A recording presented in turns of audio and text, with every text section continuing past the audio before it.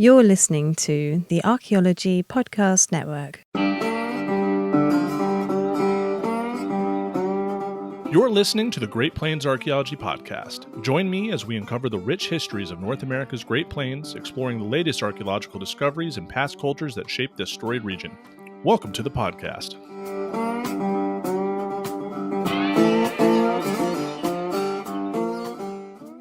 Welcome to episode 4 of the Great Plains Archaeology Podcast. I'm your host, Dr. Carlton Shield Chief Gover.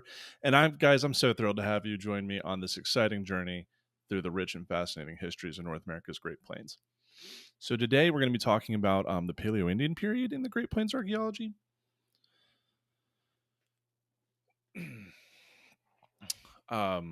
Last episode, we broke down in like 30 minutes the different periods of time within the Great Plains.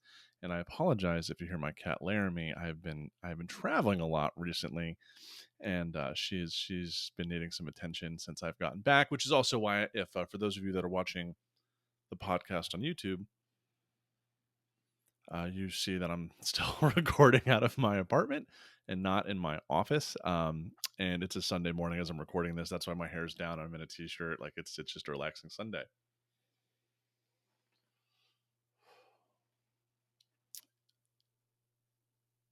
And so today we're just going to be talking about the Paleoindian period. And there's a lot to talk about because the Paleoindian period is, archaeologically speaking, when humans arrive. So there's a couple really big topics that surround Paleoindian. One is what represents the first peoples.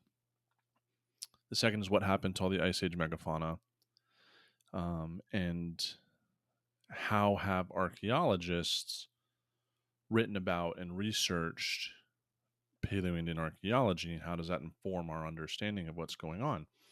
So there's a lot to talk about, and I don't think we're going to be able to hit it all today, but I came from the University of Wyoming, where I got my master's, and that is a big Paleoindian department, like Clovis and Folsom, and I worked at Hell Gap National Historic Landmark. I'm doing a field school there at the University of Kansas.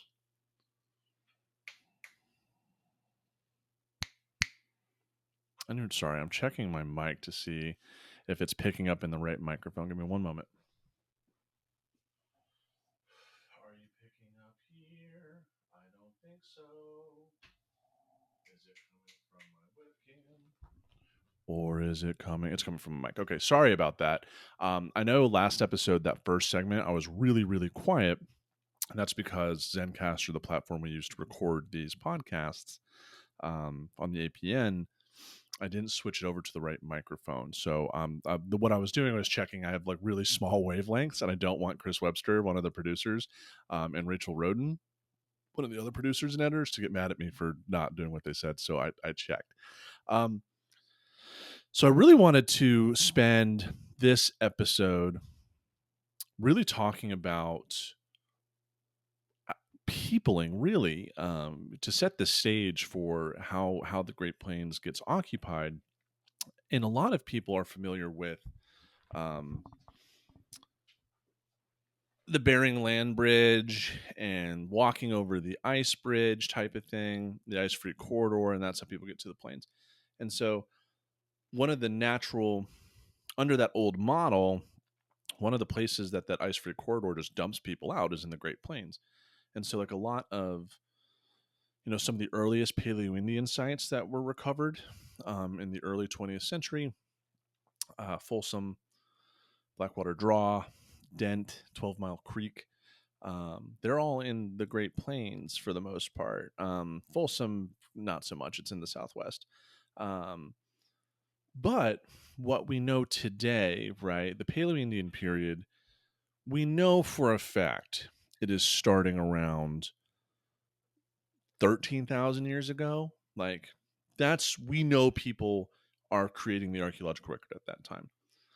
The problem is, or the controversy that continues to, I want to say, plague Paleoindian archaeology, but definitely is still a hot topic, is, were people here before that? And so there's a couple of places on the Great Plains that would suggest otherwise if you were just to read the literature. And so in the plains, the first widely accepted diagnostic archaeological signature of people involves the Clovis lithic complex. Some people call it a culture. I do not. The Clovis points are a type of projectile point that are lancelet. Um, Roughly half the time they're fluted or they're basally thinned. They look very different than Folsom, which comes right after Clovis at around 10,800. So this Clovis period is roughly between confirmed 13,000 BC and 10,800 BCE. So, 15,000 years ago to 12,000, basically 13,000 years ago. It's pretty quick. But when we talk about diagnostic artifacts, when you find a Clovis point at a site, that's how it gets assigned part of this quote unquote Clovis culture. Now, does technology represent cultures? Does it represent people? Not really. I don't think. But with Paleoindian archaeology, where they don't have pottery, where they have very few diagnostic objects outside of the stone tool assemblage, that's where we get this idea that points equals people, which just isn't true. But we know Clovis, and Clovis is all over North America. So it arrives. The earliest sites are about 15,000 years ago, and they're like all over North America. But what we know now through work on the ice-free corridor is it doesn't look like the corridor wasn't even open till after Clovis arrived. So the last glacial maximum, the extent of the last glaciers in the Pleistocene, was about 24,000 years ago, and then they started receding, which it still took a long time. And at the last glacial maximum, water levels, sea levels, were about 100 meters lower than they are today, so about 300 feet, which is extensive. So, I mean, like large swaths of land were opened up, but the corridors in Canada and the Northwest U.S. weren't open until like 10,000 years ago. I should double check that. I have Doug's book open, which is down in the episode description below. But we do know that people were already here by then. So how are people getting across, right? And the other thing is like Monteverde in Chile, which has like a 14,000 BCE date on it. Yeah, so sorry, let me rephrase that. So the ice sheets did not open until roughly 11,000 and 13,000 years ago. So after Clovis was established. So how did people get here?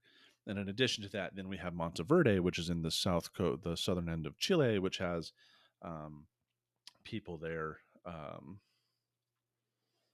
over 14,000 years ago. So how did people get here? So people must have gotten around those ice sheets. And that's where a lot of archaeologists promote and have accepted the Pacific Coast hypothesis that there was a maritime route that went from Northeast Asia. They followed the coast of the Bering Land Bridge and went into North America that way. And that's why people got around so quickly. That area would have been very, very dense and rich in marine resources. And we're not talking like people were Polynesians sailing around on like a boat for long periods of time. They were just following the coast. But what about the plains? And so that's when we start getting into like, well, there's we're gonna ignore Cerruti first off, the Cerruti mammoth kill site in California, which is like allegedly 130,000 years ago. We're just gonna ignore that. We have the footprints at White Sands at around 22,000 years ago that are still hotly debated. No diagnostic artifacts, right? Just footprints. But giant ground sloth were known to inhabit that area. So I don't know what juvenile ground sloth feet look like. They might look a little human. That's all I'm saying. But in the plains, we don't really have what's considered pre-Clovis. And even that term pre-Clovis is really, I wouldn't say toxic, but debatable, because that term means is there people here earlier than people that with the Clovis technology, and some of these sites don't have a toolkit. So we know there's people have said there's a fire here, or we have some stone tool debitage, but no diagnostic artifacts. Doesn't mean it's pre-Clovis, or doesn't mean that they are people with Clovis technology that didn't leave the tech behind, and therefore Clovis would be earlier. These are all the questions that we're saddled with. On the plains, we have a couple sites that were excavated by Steve Holland. Same guy who wrote about Cerruti down in California. You have Lacina in Nebraska, and you have Lovewell Lake in Kansas. And both of these sites do not include diagnostic artifacts, but they do include mammoth that have some weirdly fractured bones, which Steve suggests show evidence of butchering. I'll leave that up for you guys to decide. Steve is an incredible guy. I really like him. I'm very excited he moved down to Topeka recently. Then you do have like the Galt and Deborah Friedkin site down in Texas. But when it's a multi-component site, it's both of them. They're in clay, and they also have like the oldest components of every archaeological culture in the Paleoindian period. But there's no real soil stratigraphy, so it's really hard to suss it out. And they're not dating the objects; they're dating organics in the clay, and so it becomes hard to confirm whether those are indeed pre-Clovis. But from my perspective as an archaeologist, I do believe, based on human behavior and some of the earlier sites, that there are people here earlier than the Clovis time range, whether they had Clovis technologies to be determined. Because if you look at Clovis archaeology, Clovis equipped people were like knew where all the things were on the landscape. Like they are behaviorally not acting like a colonizing population or migratory population. They know where everything is. And there's a really good article by Bonnie Pitblato down in Oklahoma called On Rehumanizing Pleistocene People of the Western Hemisphere, where essentially Bonnie, really respectfully, and I really like this article, like talks about, hey, we need to bring anthropology back to Paleoindian archaeology, because Paleoindian archaeologists, by and large, they're not being racist or demeaning or malicious, but they treat Paleoindian archaeology like they're studying animals. Like if you read the Paleoindian literature, it's very much prey choice analysis and caloric return rates. Like they're looking at people as statistical animals rather than people with culture. But part of that is the fact that the archaeological record, the assemblages that Paleoindian archaeologists are working with, are stones and bones, right? They're not getting some of the more elaborate material culture that other archaeological assemblages in time, like what I work in Plains Village period, where I do have houses and pottery and a lot more material culture to work with, where we can look at things like identity and migration and warfare. Paleoindian archaeologists don't have that. So it's a mix of what can they tell out of the record, and to keep it like grounded in scientific fact or scientific analyses, versus adding the anthropology on that. But also part of Bonnie's article kind of like does talk about like, hey, Clovis, these people like know the landscape really well, which does not suggest that they're colonizing populations. And it could be very clear that as people are traveling up and down the coast, they don't know where the stone tool resources are. As they're traveling and migrating into the Great Plains, their toolkits are of organic material. So like maybe they're just sharpening wooden stakes, or because they don't know where the stones are. And a good, I wouldn't say example, but of necessarily pre-Clovis, but if you look at the Mahaffey cache, which is at the Boulder Museum, where it's a cache of stones that was hidden and recovered when someone was doing landscaping, there are no diagnostic artifacts. There's these giant, like, look like old Awan hand axes, and you can trace the migratory pattern of those people or their path, because all the stone tools come from a pathway between Utah, Wyoming, and Colorado, and you can see them collecting stuff on their way down, and then they hid this cache to come back for later use, and they didn't find it. And they know it's a Paleo-Indian era site because when they did residue analysis of the stone tools, they found camel DNA, horse DNA. So DNA belonging to animals that were around during the Ice Age that aren't around today. So that's how they're able to date it. Is it Clovis? Is it pre-Clovis? Well, there's no diagnostic artifacts. They're complete stone tools, but there are no Clovis points. But that kind of behavior seems like people are collecting as they're traveling through the Rocky Mountains. They're purposely collecting raw materials that they don't know if they're going to come back to, and they have a stash of them, and then they stash it somewhere on the outside of Boulder and the Rocky Mountain Front Range, and then something happens and they never come back. They must have hit it too well. So with that, we're going to be right back in the second half, just continuing on our conversation with Paleoindian. So we'll be right back.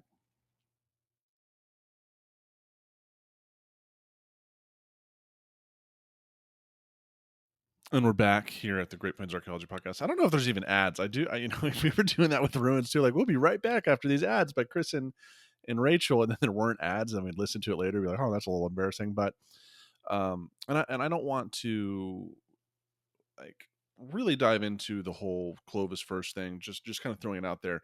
But on the Great Plains proper, do we have evidence of something older than Clovis? We have the couple sites by Steve Holland in Nebraska and Kansas. There are no diagnostic artifacts, no charcoal, just some weirdly broken mammoth bones. So the jury is still out. And if people are indeed migrating, which we believe, right, they're coming along the Pacific coast. We do not on this podcast talk about fucking Solutrean coming from Europe. That is wildly debunked. We all know that. We're not even going to talk about it. I think we talk about it on Ruins in one of the earlier episodes. But regardless, if people are sailing along the western coast, they have to use their old legs to get to the Great Plains. So the earlier sites that are most likely to be older than Clovis and have a different technological package are going to be found along the west coast of the United States, not necessarily the Great Plains. In addition to, it doesn't mean that people there was multiple waves of migration from Asia. We have Siberian populations, we have like Southeast Asian populations, like ancestral, right? There's some really good work by Jennifer Raff where you can read about it, where she does the DNA work. People did, once the Bering Land Bridge and the ice-free corridor were open, people traveled that route. But the first people of the Great Plains did not. They most likely traveled along the east-west coast, and either themselves traveled to the Great Plains or their descendants traveled to the Great Plains. That is what I think. And this is explored by Bonnie, as well as in the textbook, Doug's book, as well. So if you read some of the older Great Plains volumes from the 90s and early 2000s, they don't talk about pre-Clovis at all. I think Doug does a really, really good job. Now, with that being said, where are the earliest sites? So the whole idea of people being here during the Ice Age was not published or understood until the 1920s and 30s, which up until that point in the 1800s, European paleontologists and archaeologists, they were coming across Ice Age animals, dead of course, that had human stone like points and knives and blades associated with them. So they knew people in Europe had been there as old as the Ice Age. And it was a really hot topic here in North America, right? Because you still have a lot of genocide and reservation systems and the kill the Indian, save the man. And so it's kind of convenient for some folks to be like, well, we don't have any evidence that Indians were actually here during the Ice Age, so they couldn't have been here that long. So, sucks to suck that, they're almost gone. But the first evidence of Paleoindian recovered in the Great Plains is the 12 Mile Creek site. This is a fascinating story that I think we'll dive into. Well, fuck it. We'll just dive into it now. 12 Mile Creek in Kansas was excavated by paleontologists from the University of Kansas in the late 1800s, like 1897, 1898. There were 12 bison antiquus remains that were found. So these are Pleistocene bison, later believed to be bison occidentalis. It was a huge site for paleontological reasons, but they found a fluted point. in 1898. Now, there's a whole story about the point goes missing. We have photographs of it. I have them. They're under my purview at the University of Kansas, but it's never published.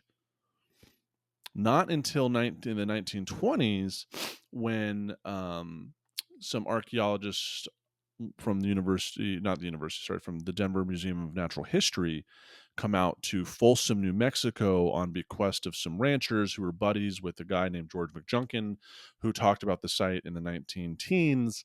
He had passed away, but when his buddies got a car in the 20s, they like drove to go check out the place that George had talked about.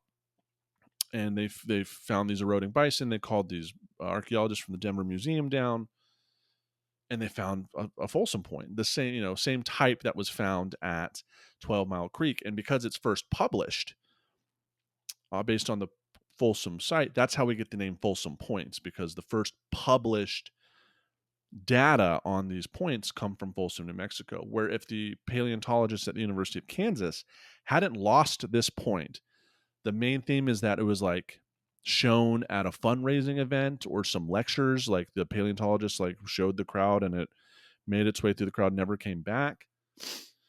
Then Folsom archaeology, the Folsom Point, would be named 12 Mile Creek. The same thing actually happens with the Clovis points, but Folsom, let me backtrack real quick. So Folsom is the second confirmed oldest Paleoindian technology that we have on in North America, and that's from 10,800 BCE to 9,800 BCE. This is a time period where you have confirmed Clovis. Right after Clovis is Folsom. After Folsom, that's when the projectile points begin to diverge, and there's new types all across the country, and those get wrapped up in what we call the late Paleoindian period, from 9,800 BC to 7,200 BCE. But Folsom, in the Folsom period, it's just Folsom points.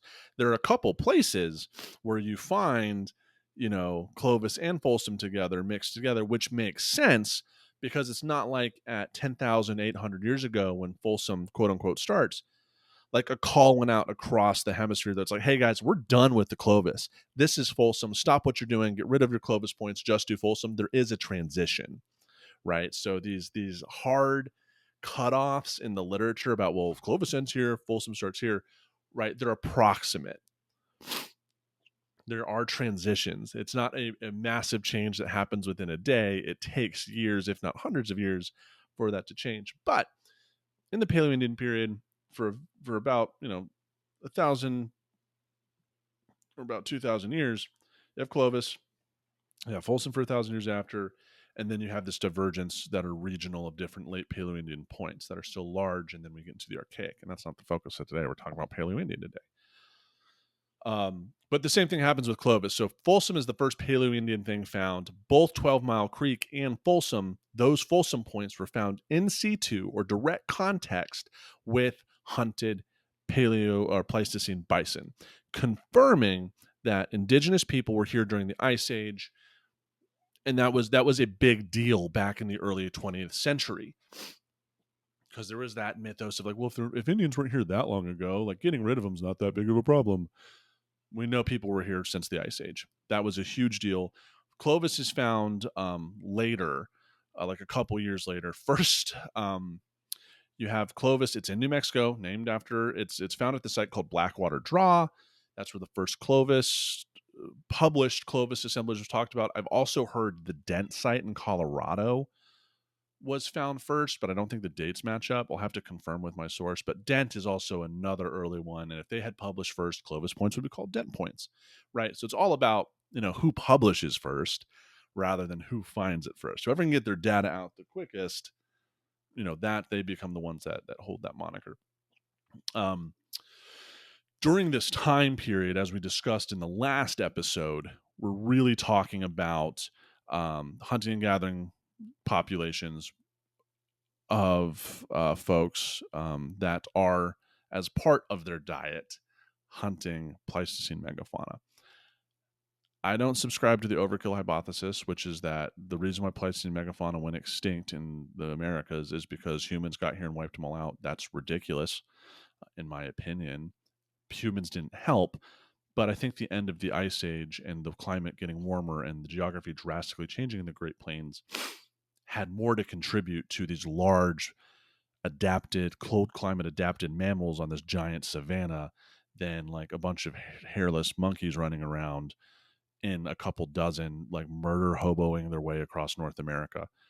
Right. People, if you've listened to Life in Ruins, you know my stance on this. And I don't want to dive into it too much.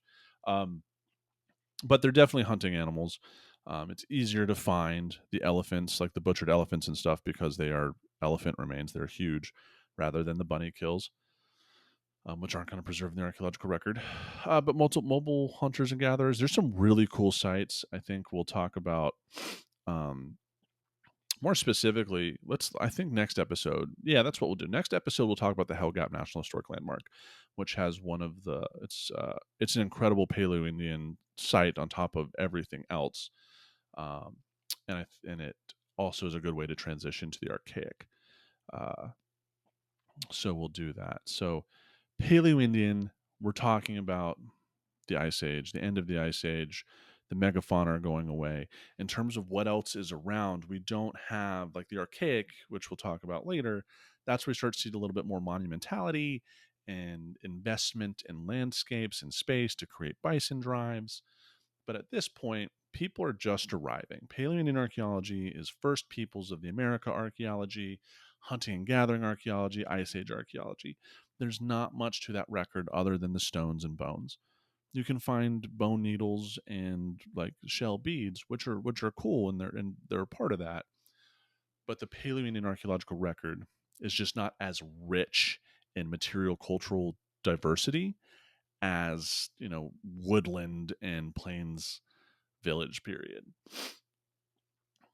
And of course, because of it's in the Ice Age, you're more likely to find Paleoindian points further south in the Great Plains, because like Canada's locked up in a glacier. No one's running around there. So the United States proper, the mainland US, the lower 48, that's where you're going to find more like Clovis and Folsom. Alaska has its own thing going on, but Alaska's not part of the Great Plains, so we're not going to talk about it. But this is kind of, just Paleoindian archaeology in a nutshell. Highly recommend folks interested in Paleoindian archaeology to read Bonnie's article. I know it wasn't received well by some people, but it's a really good read that really looks at like, hey, we need to bring anthropology back into Paleoindian archaeology. So with that, thank you guys so much for listening to episode 4 of the Great Plains Archaeology Podcast. Next episode, we are going to be talking about Hell Gap National Historic Landmark. We'll talk about a full site. We're starting to get into it. 4 episodes in. Let's talk about some like actual archaeology. Thank you all very much, and I'll see you next time. Thank you for listening to the Great Plains Archaeology Podcast.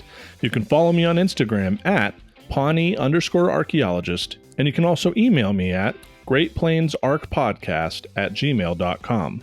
And remember, anybody can love the mountains, but it takes a soul to love the prairie. American author Willa Cather.